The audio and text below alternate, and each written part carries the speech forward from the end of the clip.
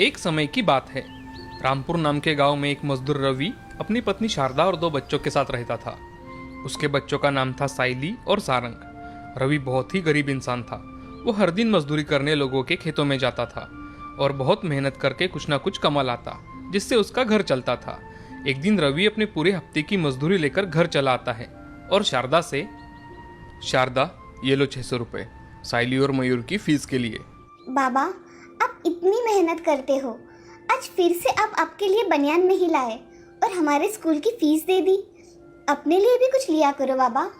अरे कोई बात नहीं, मुझे पता था ये अपने लिए कुछ भी नहीं लाएंगे। मैं इनके लिए नई बनियान लेकर आई हूँ। अरे ये क्या बात हुई शारदा, मेरे लिए नए बनियान लाने की क्या जरूरत थी? उससे अच्छा तुम बच्चों के लिए कुछ लेकर आती। जी कल रक्षाबंधन है तो साइली को राखी चाहिए थी, तो मैं बाजार राखी लेने गई थी तो आपके लिए नई बनियान भी लेकर आई। कितने फटे हैं देखो आपके बनियान। अब कल ये नए पहन के जाना। हाँ बाबा, जरा अपना भी ख्याल रखा करो। साइली बिटिया, पढ़ाई बहुत ज़रूरी है। तुम लोग अच्छे से पढ़ाई करो और आगे बढ़ो, नहीं तो मेरे जैसी मजदूरी करनी पड़ेगी। विद्या इंसान के जीवन में बहुत काम आती है बेटी।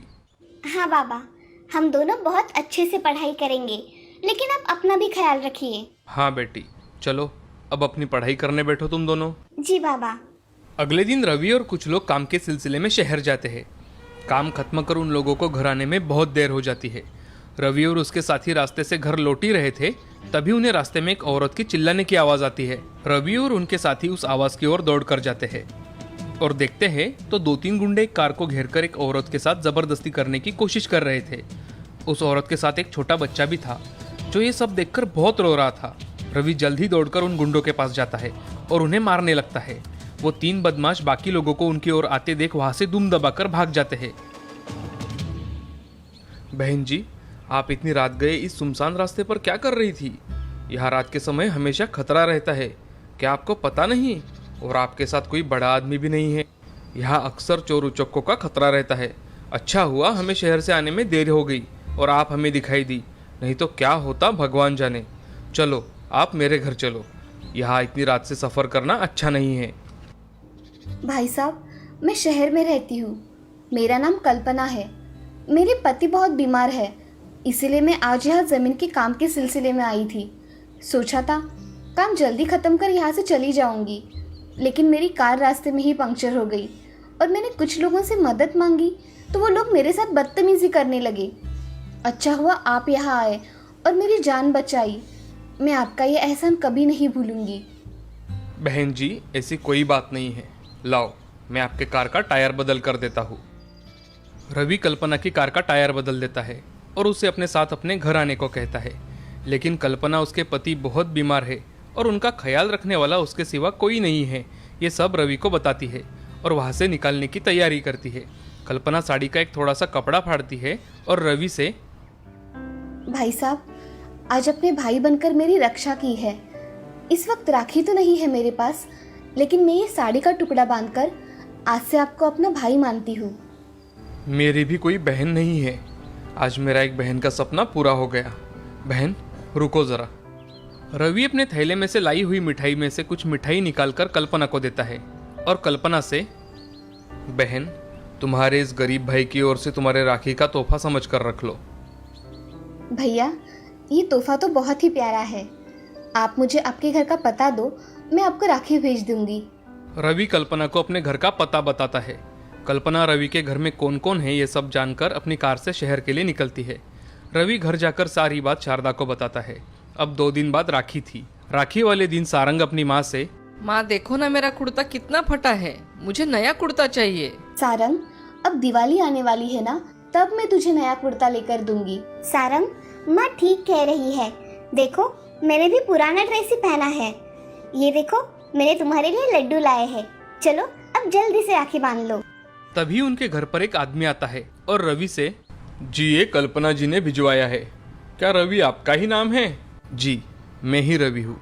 मेरी तरफ से कल्पना बहन को धन्यवाद कहना भाई साहब। रवि घर के अंदर जाता है और शारदा से, अरे शारदा, ये देखो कल्पना बहन ने मुझे राखी और मिठाई भेजी है। मुझे बहुत खुशी है कि भगवान ने आपको एक बहन दे दी, जिसने आज राखी के त्योहार पर आपकी सुनी कलाई भर दी। कल्पना शहर में रहती थी, लेकिन वो हर साल अपने भाई रवि को राखी जरूर भेजती थी।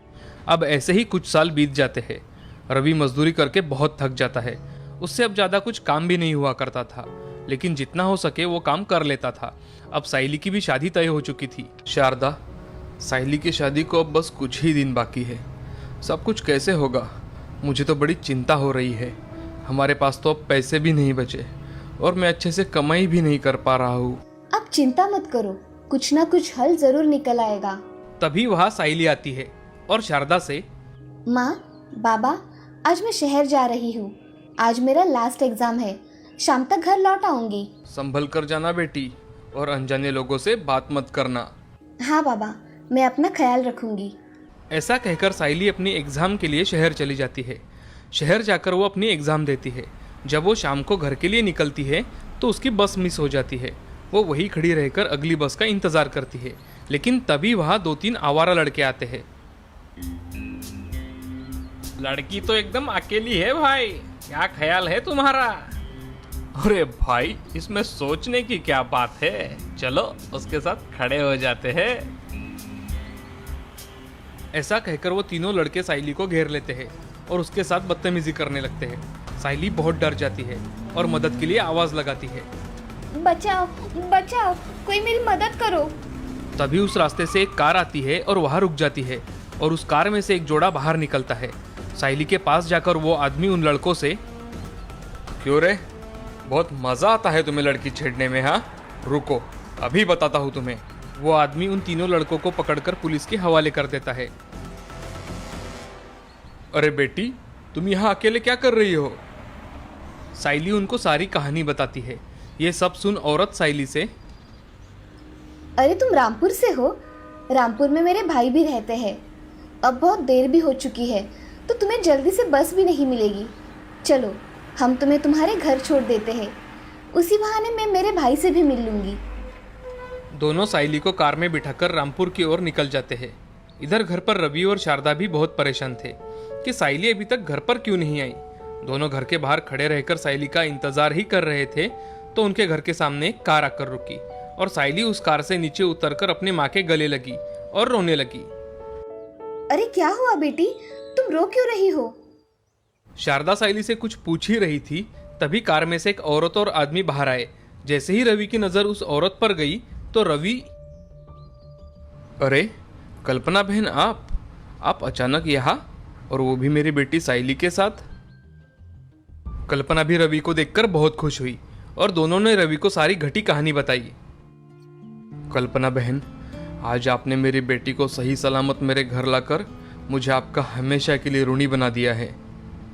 भैया, तुमने मेरी मदद की थी, इसीलिए शायद भगवान ने मुझे साइली की मदद करने भेज दिया हो। चलो बहन, अंदर चलो। अब तुम 2 दिन अपने भाई के घर ही रहो। बहन, मैं तुम्हें खत भेजने ही वाला था कि कुछ ही दिनों में साइली की शादी है। अरे, ये तो बड़ी खुशी की बात है भैया। सभी लोग बातें करते हुए घर के अंदर जाते हैं। कल्पना और उसका पति 2 दिन तक रवि के घर रहते हैं और जाते वक्त कल्पना रवि से, रवि भैया, ये 1 लाख रुपए मैं साइली की शादी के लिए दे रही हूँ। मना मत करना भैया, मेरा इतना हक तो बनता ही है मेरी भतीजी पर। अरे बहन, इसकी कोई ज़रूरत नहीं, बस तुम सब लोग शादी में आ जाओ, इसमें ही मुझे बहुत खुशी मिलेगी। भैया, हम सब तो शादी में जरूर आएंगे, लेकिन ये मेरी तरफ से साइली के लिए है, ये आप रख लो। कल्पना साइली को गले लगाती है और शहर के लिए निकल जाती है। अब कुछ ही दिनों में साइली की शादी थी, जिसमें कल्पना और उसका परिवार शामिल होता है और बड़े धूमधाम से शादी होती है। आज इस शादी के दिन एक गरीब का रक्षाबंधन के दिन बना ये भाई बहन का रिश्ता और भी मजबूत होता है।